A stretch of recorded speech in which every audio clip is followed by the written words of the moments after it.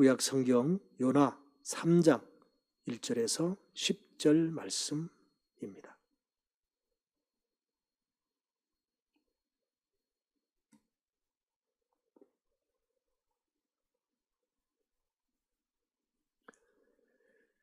제가 말씀을 봉독합니다. 여호와의 말씀이 두 번째로 요나에게 임하니라. 이르시되 일어나 저 큰 성읍 니느웨로 가서 내가 내게 명한 바를 그들에게 선포하라 하신지라. 요나가 여호와의 말씀대로 일어나서 니느웨로 가니라. 니느웨는 사흘 동안 걸을 만큼 하나님 앞에 큰 성읍이더라. 요나가 그 성읍에 들어가서 하루 동안 다니며 외쳐 이르되 40일이 지나면 니느웨가 무너지리라 하였더니 니느웨 사람들이 하나님을 믿고 금식을 선포하고 높고 낮은 자를 막론하고 굵은 베옷을 입은지라.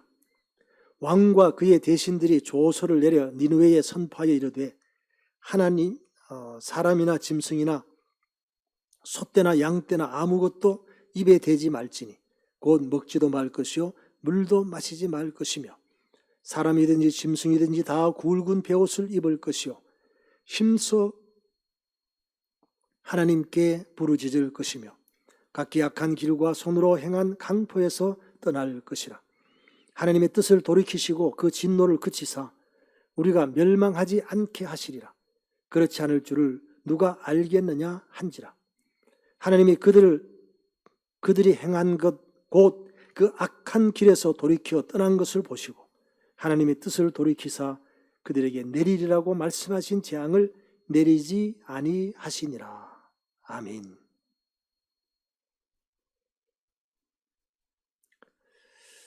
오늘 말씀의 주제는 돌이킬 때 하나님의 용서는 시작된다.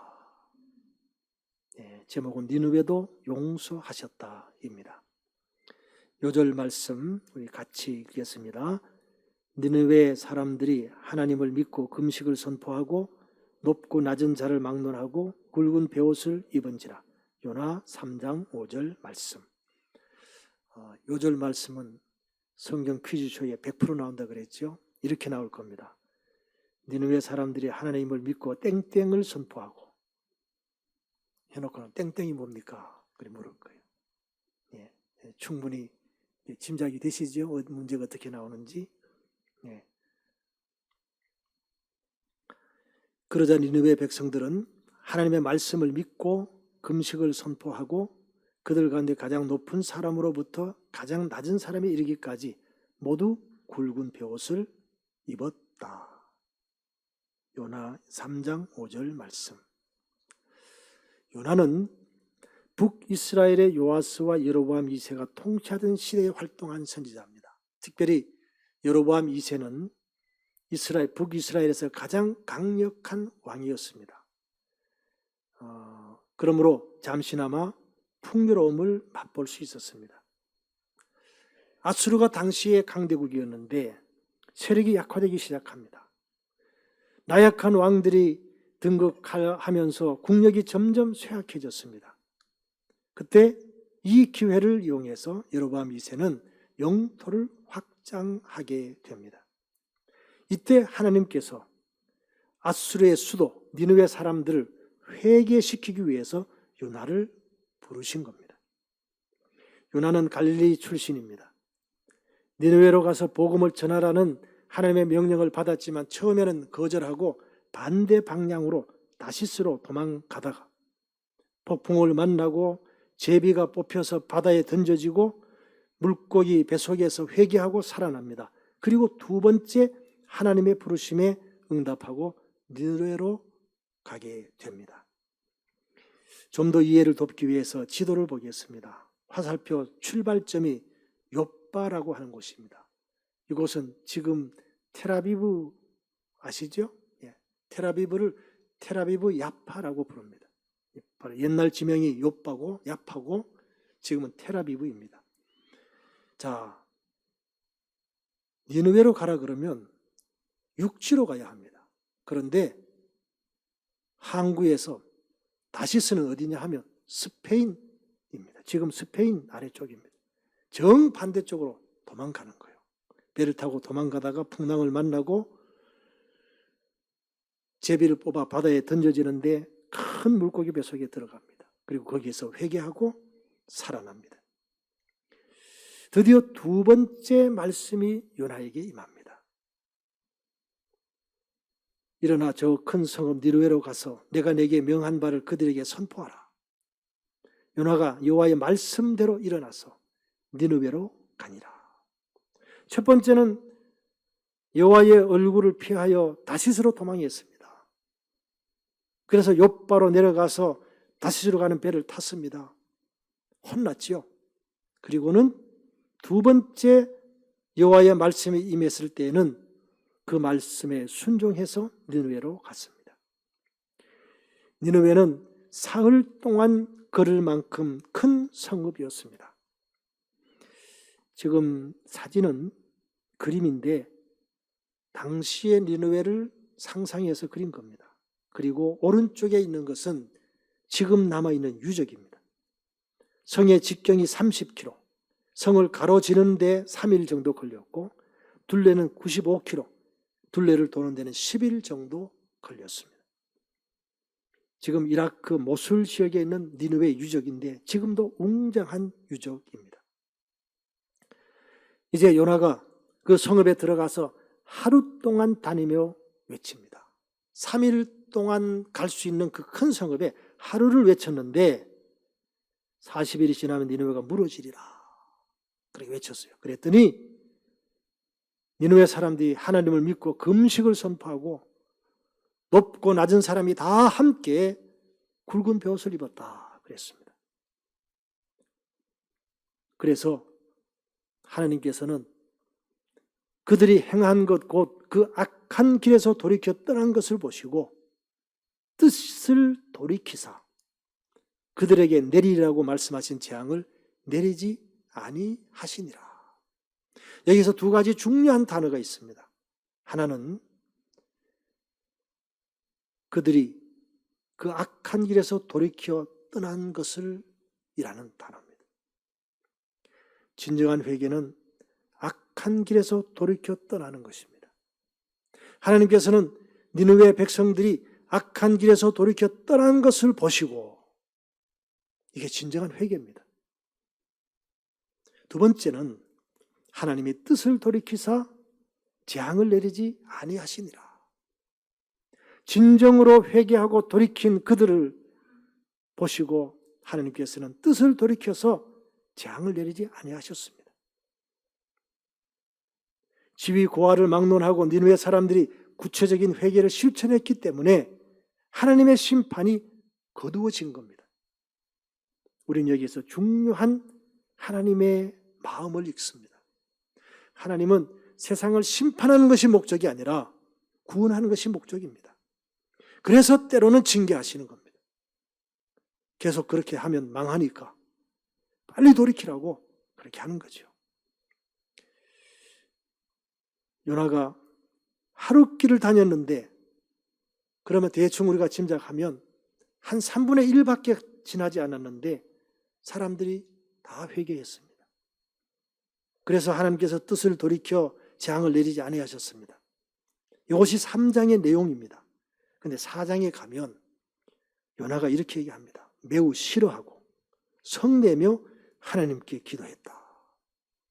지금 요나는 하나님의 심판이 임할 것이다. 회개하라.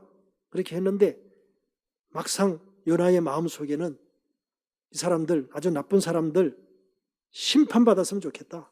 그런 마음이 있었던 거예요. 그런데 그들이 진심으로 회개하고 돌이켰을 때에 하나님이 재앙을 내리지 아니하시니까 요나가 매우 싫어하고 성내며 하나님께 기도하는 거예요. 아니 이 나쁜 사람들 왜 심판하지 않으십니까? 그때 11절에 가니까 이렇게 대답하십니다. 이 큰 성읍 니느웨에 좌우를 분별하지 못하는 자가 12만여 명이요 가축도 많이 있나니 내가 어찌 아끼지 아니하겠느냐. 하나님께서는 이들을 정말 아끼셔서 구원시키기를 원하셨던 겁니다. 요나를 통해서 니느웨 성에 회개를 선포하라고 하신 것도 궁극적으로는 구원시키기를 원하시는 하나님의 마음이셨다 하는 겁니다. 그런데 요나는 그게 싫었습니다. 그러나 오늘 우리는 여기에서 하나님의 심정을 이해할 수 있습니다. 하나님께서는 모든 사람들이 회개하고 용서받아 구원에 이르기를 원하십니다.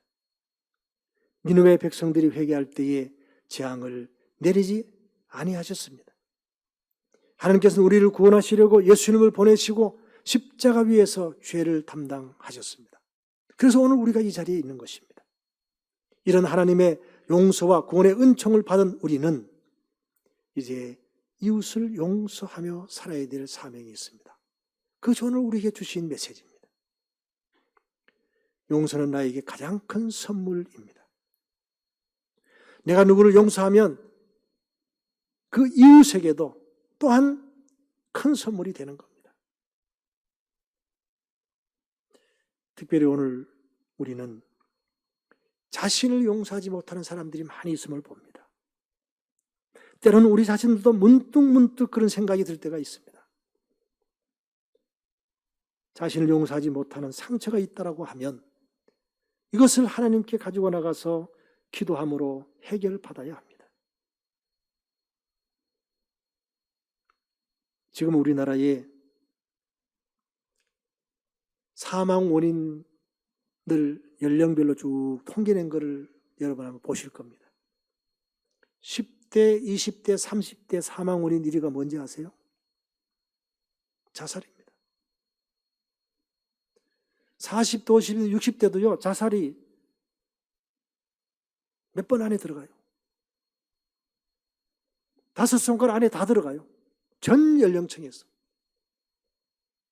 물론 10대 아래는 그렇게 하지 않으니까. 10대부터는요, 10대, 20대, 30대는 1위고, 그래요. 가끔 이렇게 유명인들이 자살했다 그러면요, 저는 그런 소식이 들릴 때마다 덜컹합니다. 아이고, 혹시 교회 다니는 사람 아닌가? 교회 다니는 사람들은 그렇게 하지 말아야 되는데, 이런 생각이 드는 거예요. 왜 자살합니까? 나는 쓸모없는 존재다. 나는 이 세상을 살아갈 이유가 없다. 내 편은 아무도 없다. 이럴 때 생을 포기하는 거예요. 이런 자신을 용서하지 못하는 상처가 있고 자신의 가치를 찾지 못하는 사람들이 하나님께 나와서 기도하라는 겁니다. 기도할 때에 아니야, 너는 내 자녀야. 너를 향한 계획이 있고 목표가 있어. 하나님께서 그걸 말씀하시는 거예요. 그래서 말씀을 통해서, 기도를 통해서 내가 살아야 될 이유를 찾는 거죠. 그것이 매우 중요한 우리의 과제입니다.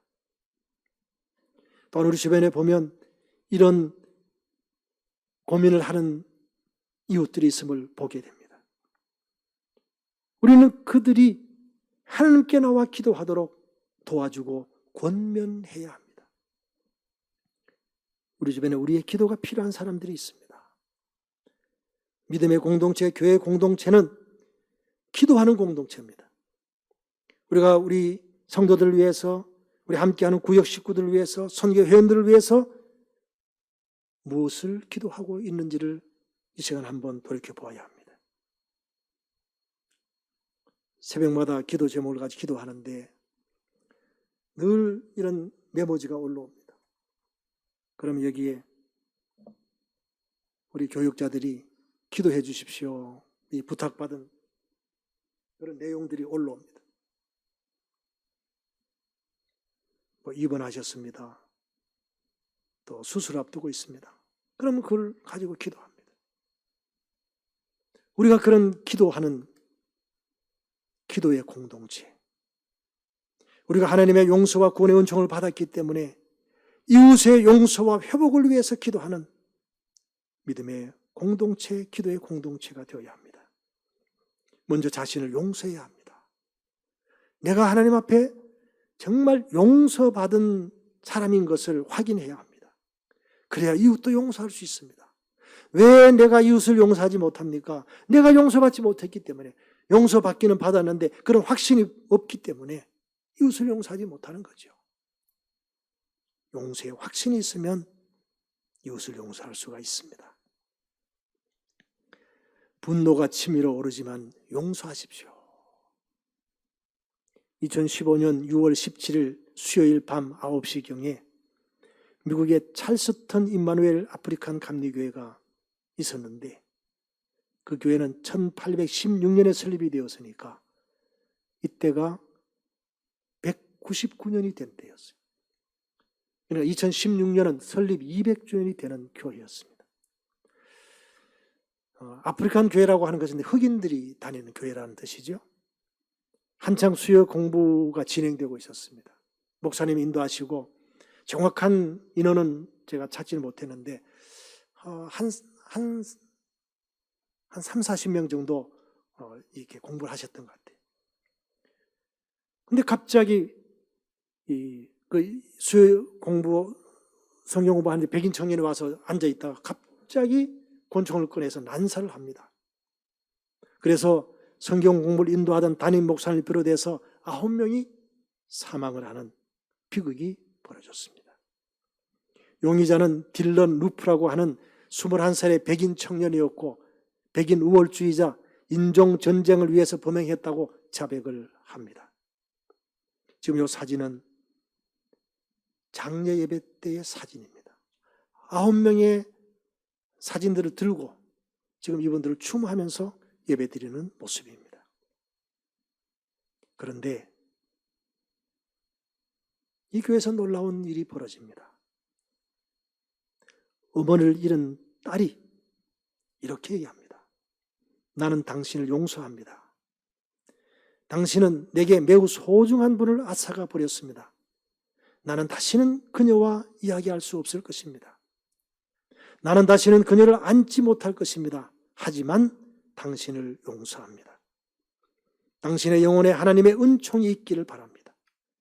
당신은 나에게 상처를 입혔습니다. 많은 사람에게도 상처를 입혔습니다. 하나님이 당신을 용서한다면 나는 당신을 용서할 것입니다. 용서라고 하는 것은 회개할 때 용서가 제대로 되는 거죠. 정말 당신이 하나님 앞에 회개하고 하나님의 용서를 경험한다고 하면 나도 당신을 용서합니다. 그런 선언이었습니다. 할아버지를 잃은 손녀의 고백입니다. 할아버지와 다른 희생자들은 증오의 손에 죽었지만 모든 사람들은 당신의 영혼을 위해 기도하고 있습니다. 이것은 희생자들이 사랑 속에서 살았고 그들의 유업은 사랑 가운데 살아갈 것이라는 것이 증거입니다. 그래서 증오는 사랑을 못 이깁니다. 나는 법원이 증오는 사랑을 이기지 못한다는 것을 확실하게 해줘서 고맙습니다. 이렇게 제가 대표적으로 두 사람만 소개했는데 희생자 가족들이 다 한결같이 용서를 고백하는 거예요. 무엇 때문입니까? 내 어머니, 내 할아버지, 내 가족을 쏘아서 죽게 했는데 왜 용서한다는 겁니까? 우리가 용서받았기 때문에.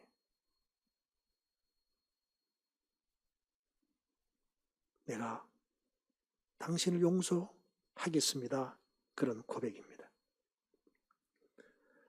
이스라엘에 가면 야드바셈 홀로코스트 박물관이 있습니다. 이 야드바셈은 이름을 기억하라라는 히브리어입니다. 이름을 기억하라. 1953년에 조성이 되었고 2005년도에 새롭게 단장하여 재개장을 했습니다. 저는 2006년도에 이곳을 처음 방문했었습니다.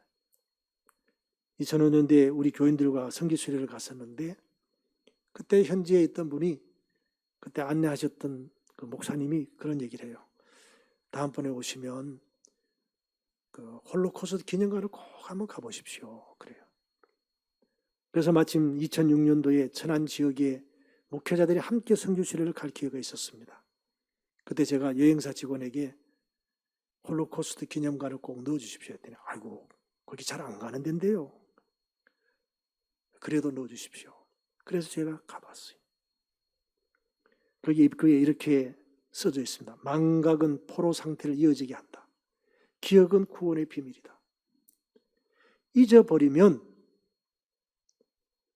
그 아픈 역사가 반복이 된다. 잊지 말자. 그래서 용서는 하지만 잊지는 말자. 우리가 그 아픈 역사를 반복하지 않기 위해서 용서는 하지만 잊지는 말자. 그들은 그렇게 정리를 했습니다.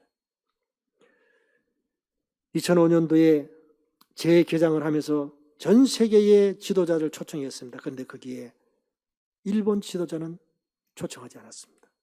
왜냐하면 일본 지도자는 진정한 반성이 없다는 것을 그들이 알기 때문입니다.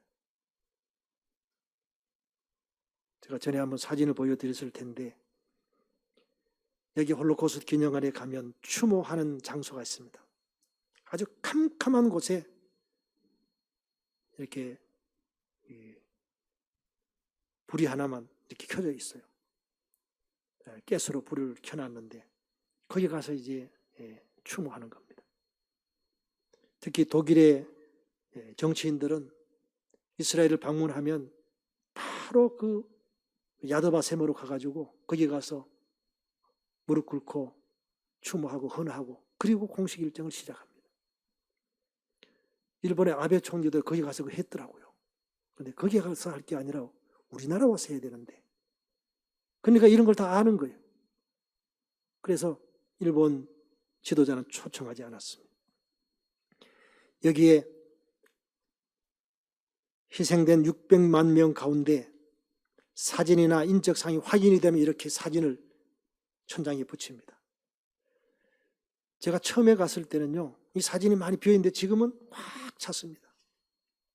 그리고 이름이 확인이 되면 또 여기 아래에다가 이름을 붙입니다. 쫙 붙여나갑니다.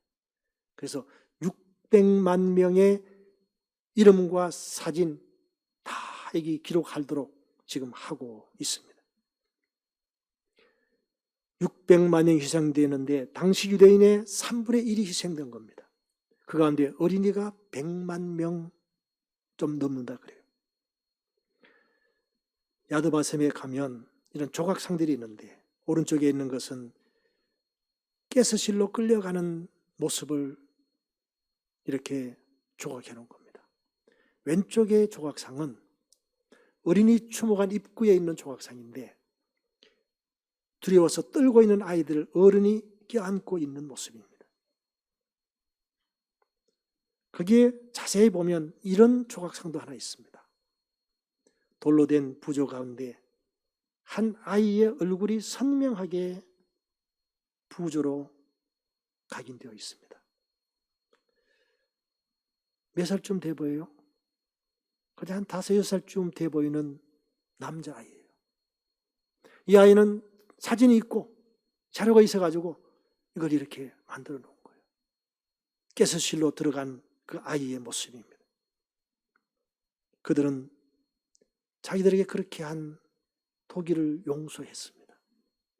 독일도 진정으로 사죄하고 지금도 독일에 가면요, 유대인들이 희생되었는데 그들이 살았던 동네마다 동판으로 전부 그 사람의 이름을 기록해놨어요. 여기는 누가 여기서 살았다. 몇 년부터 몇 년까지. 그리고 이 사람 어디에서 죽었다. 다 동판으로 새겨놨어요. 제가 프랑크푸르트 집회를 갔을 때에 일부러 거리를 다니면서 어디에 있는가 봤더니 많이 있어요. 어떤 곳에는 3개가 같이 있는 거예요. 제가 안내하는 목사님이 이게 뭐냐 했더니 이건 일가족이래요.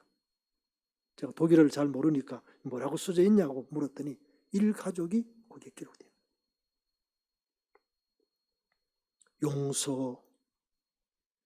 용서가 우리가 해야 될 일입니다.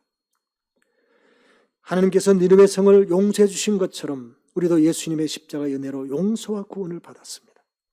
구원받은 하나님의 사람으로서 우리도 이웃을 사랑하고 용서해야 합니다. 용서는 나와 이웃에게 가장 큰 선물임을 기억합시다. 기도하겠습니다. 하나님께서 니느웨 성을 용서해 주신 것처럼 우리도 예수님의 십자가의 은혜로 용서와 구원을 받았습니다. 구원받은 하나님의 사람으로서 우리도 이웃을 사랑하고 용서하게 하옵소서. 용서는 나와 이웃에게 가장 큰 선물임을 기억하게 하옵소서. 예수님의 이름으로 간절히 기도하옵나이다.